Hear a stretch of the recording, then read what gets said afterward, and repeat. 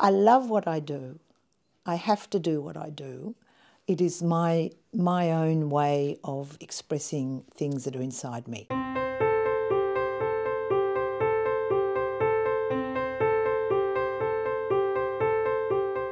I became involved in the art world somewhat late in life when I discovered that my life as a prima ballerina wasn't going to eventuate. And from there on, it's just been continually experimenting and finding more and more about what moves me in art. I started by creating mostly images from nature. And I found that some of the images that I was creating were very sensual, very feminine. And I then tapped into my own sense of self through those images. And that became, for me, a way of experiencing the world outside of the studio. And I would photograph and take prints of beautiful plants that I felt had a lot of movement and rhythm. I then tried to translate that into my etchings.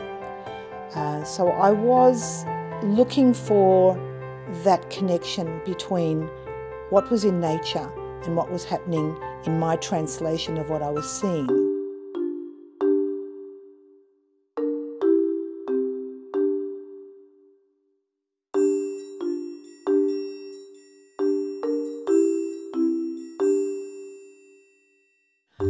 When I began printmaking, my work was mostly etching or gravure. This is the most wonderful medium for me. I love etching. It's a feely, touchy medium for me.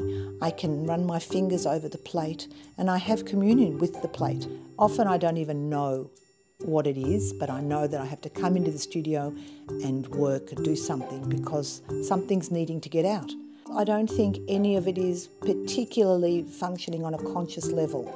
Most of the art creates by itself through a subconscious level, and in the making of it, you then start to see the meanings.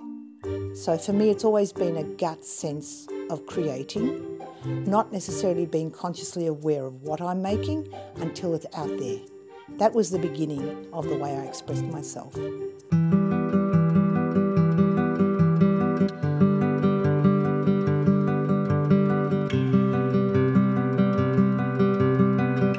If I think about my work for the future, then I have to take into consideration that all my work in the past has been coming from an authentic position.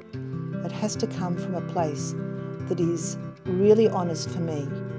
And I would think that the best advice I ever had was probably back in 1970-something, when I was at RMIT doing a scholarship year with George Balderson, who was a great Australian printmaker, who said to me, just keep it true, keep it honest and keep it true. And that's what I try to do, and that's, I think, the only way that I can work.